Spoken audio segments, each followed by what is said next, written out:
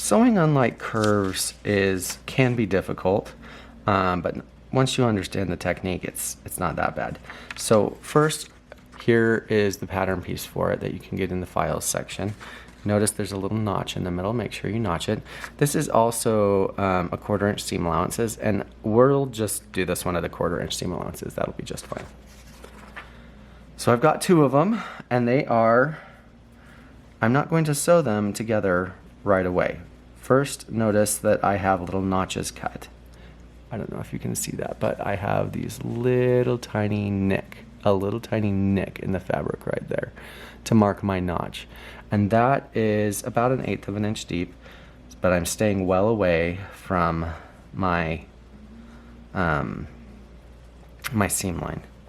So here I have my 2 pieces, and they're going to sew together like this. But in order to do that, notice this edge is getting wider and wider and wider, and this edge is getting narrower and narrower and narrower. So I need to be able to sew them together so they sit nicely on top of one another like that with a seam, and it's all nice and smooth. So to do that, I will first do a preparatory step, and on these interior curves, I am going to come in and I'm going to sew a line of reinforcement stitching. And this is not at reinforcement length. This is at regulation length, but it is a form of reinforcement stitching. So at 1/4 inch, which is my seam line, I'm just barely inside 1/4 inch. So a little bit less than 1/4 inch. I am going to sew a line all the way around, and just take your time on it. Usually I sew a little bit faster than this, but I'm going to sew on the interior curve all the way until I get to my notch, or until basically it just smooths out. And I'm going to do that on this piece. Notice I didn't backstitch, and that's okay. I don't need a backstitch on this particular thing. I'm going to have a seam line that holds everything in place, and I'm going to do that on this piece as well.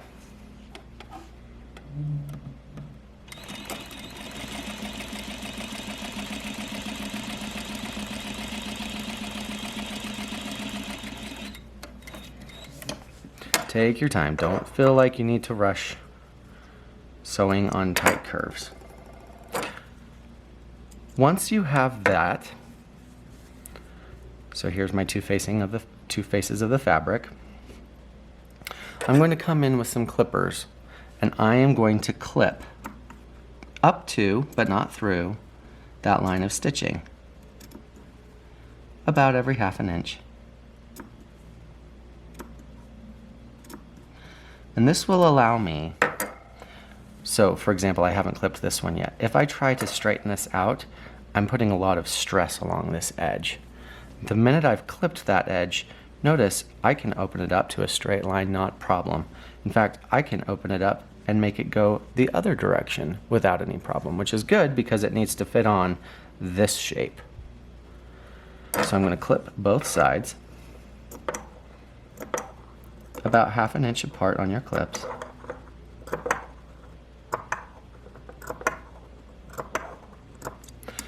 This is one of those times you may consider pinning. Pinning could be very useful at this moment. So I'm going to grab some pins. If you have a lot of notches in place, sometimes you can get away from it, but oftentimes when you're clipping this amount, your notches kind of get lost. So I'm going to turn my fabric, and I am not going to sew this all in one long swoosh. I'm going to sew from here to the end, and then I'm going to turn it over and sew from there, the same middle section, to the end. I could actually start on this side up here. So if these are my right sides, I'm going to line up my 1/4 inch. Notice as I'm lining up my 1/4 inch, I've got this weird tail hanging out here. That's normal. I'm lining up the seam line. I'm not lining up the cut line. I'm lining up the seam line. So it might not look like the edges are matching up, but what we care about is where the seam line is going to match up. So I'm going to Stick that in there.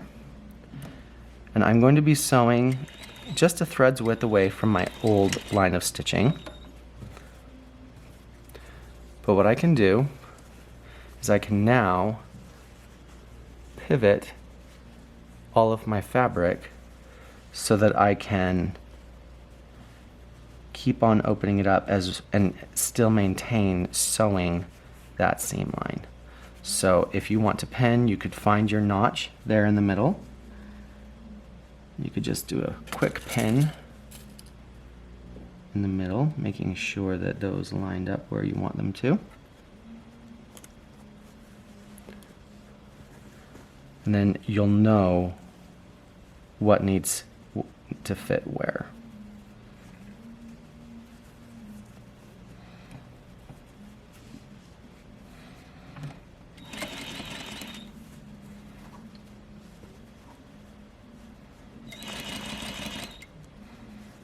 And you can continually pause and make little adjustments.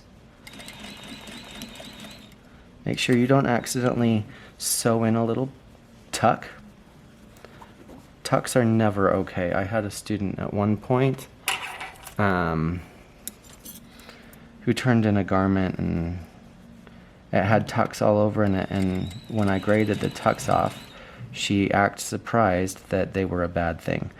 You don't buy clothing that has tucks in it unless they're purposeful, and then we call them pleats.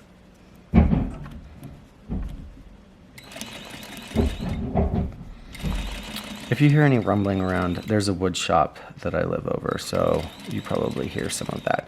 Once I get to the middle, I'm just going to do a quick back stitch and snip it. And I can open it up and you can already see that it's sewed in a nice smooth line.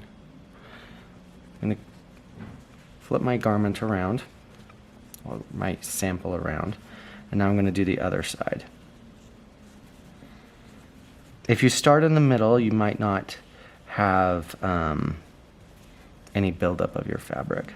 And like, what I mean by that is you might not have your fabric start creating a tuck right in the middle.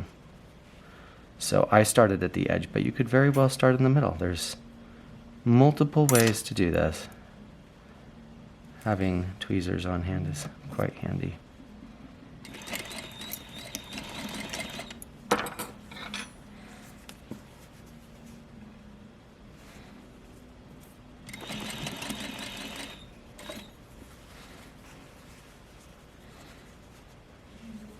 Anytime you want to reorganize your fabric and you're tugging and pulling, make sure that you have your needle in a lowered position so that you don't accidentally make a zigzaggy line.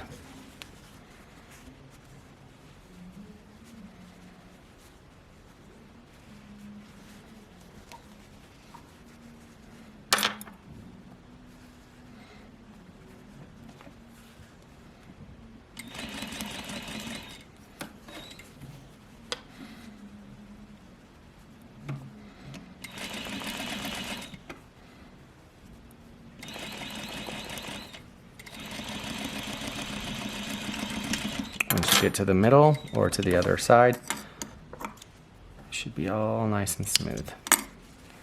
So that when you open it up, we have this nice S seam. At this point, we're going to go and press it.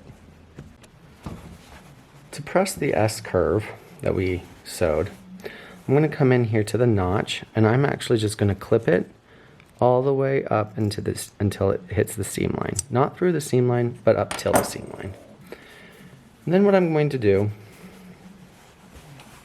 so I clip right here. Then what I'm going to do is, because I have a whole bunch of extra fabric here, most of the time we like to press seams open first. So I am going to do that. I'm going to press my seams open first. You'll notice that the curve that goes out isn't going to like this press very much. It's going to create little wobbles all over the place. That's okay. All we're doing this first press for is to make sure that the stitches are embedded and that we're getting rid of any seam wells. So we're going to press that open first. And then, once that's been pressed open, we're going to press towards the outside curve. All of them. We'll press them all one direction. And at the middle, you'll notice it suddenly shifts direction. And that's why we clipped it at the notch, is so that the seam allowance would suddenly shift direction that I was getting pressed to. So when we look at it from the surface, we have this nice, smooth curve. Oop.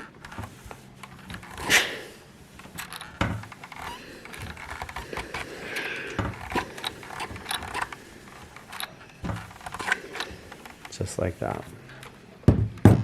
No tucks, no pulls, no anything, just a nice, smooth curve.